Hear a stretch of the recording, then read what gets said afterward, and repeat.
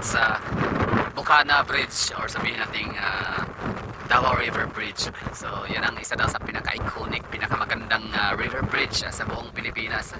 So siguro kung sinabing river bridge, so ano kaya yung river bridge na para sa akin nakikita ko na maganda.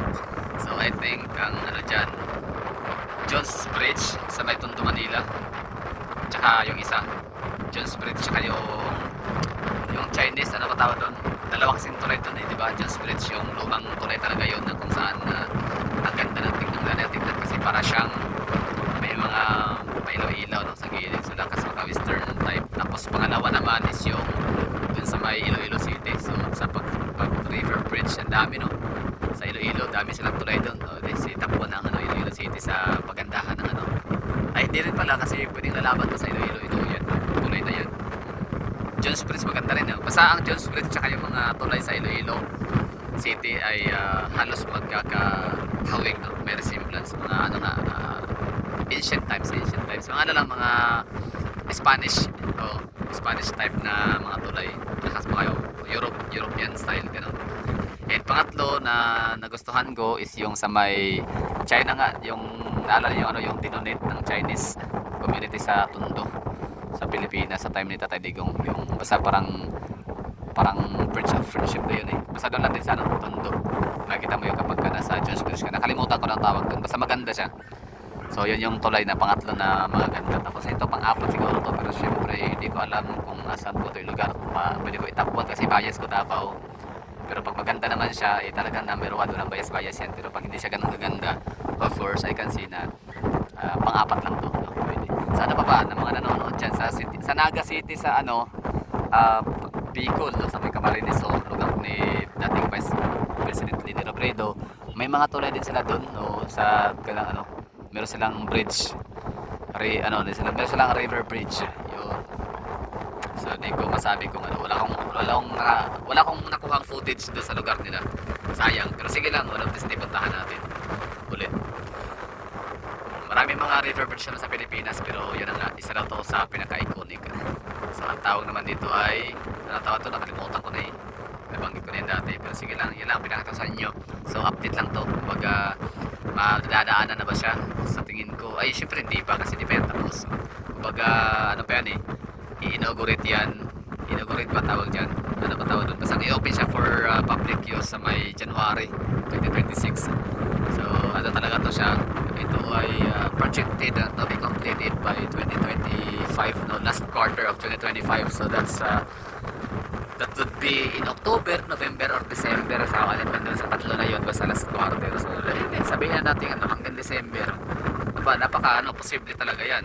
Pero nung huli ko nabasa, ang status dito is parang nasa ilang porsyento na.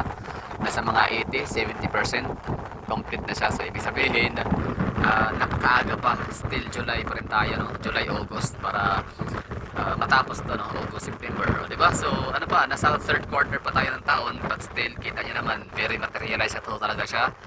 Pag kung magkakaroon ng emergency, pwede itong gamitin, pwede itong madadaanan, no?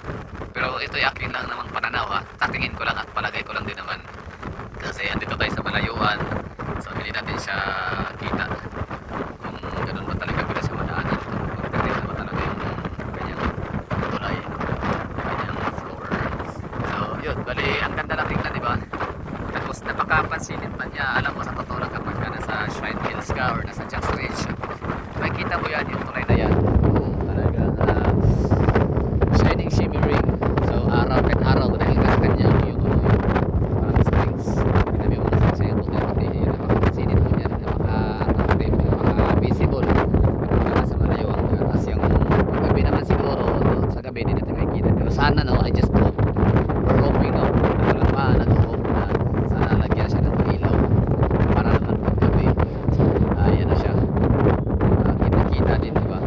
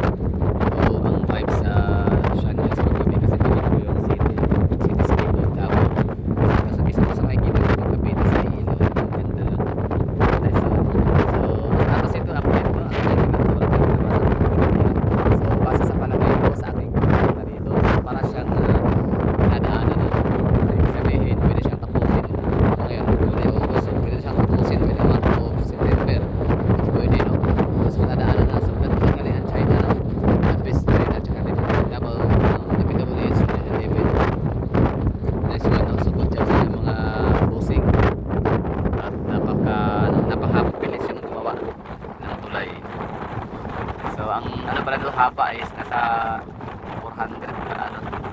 Nasa 700, I mean 800 no? 700 to 800 meters ba? Ang distance ay hindi siya meters. Tama ba? 100 meters ba distance? Okay. Sige lang, never mind. Basta ang halaga ngayon is pinakita ko sa inyo ang itsura. Tapos binigyan ko kayo ng update no. And at the same time, syempre gawa na rin ako ng sarili kong impression. So yun ang masasabi ko pwede siyang madaanan. Kahit hindi pa siya complete. Tapos yung kanyang pinaka outer facade niya no. Yung kanyang design view. So hindi pa siya develop, hindi pa siya kompleto. Pero at least andyan na kita niyo na. Forming na talaga siya. May shape na, may forma na, meron na talaga siyang materialize na. O, diba? Ang galing lang, nakakatuwa. So dati, ano na tayo dyan, nag-vlog lang tayo, wala pang tulay dyan, no? Diba? Pa tayo dyan, nagbangka. So that's 2023. 2023. So wala pang tulay dyan, ganyan kabilis ang Kaya tayo mga taga-Davao, diba? Mabisi na tayo ng may ilang linggo, ilang buwan, diba? Kita natin may mga nagbubuhos, naglalagay na ng mga earth fill, no? Nag-embankment na sila, no? Nagbuhos ng mga lupa. Tapos may installment na ng mga pile, mga pier, mga poste, gano'n. Hanggang sa yun, may tulay na, may porta hanggang sa yun, wala na, sarado na, no? Ibig sabihin, parang nag-connect na talaga yung tulay, nagtugtungan na sila. So, ang galing lang, gano'n sila kabilis, gano'n sila precise and quick. Grabe, the best is ang China talaga. China Bridge and Roads Project. Basta China. Galing. China naman talaga. Number 1 pagdating sa mga tulay. Kumbaga, sila yung may hawak ng sila may hawak sa record. Pagdating sa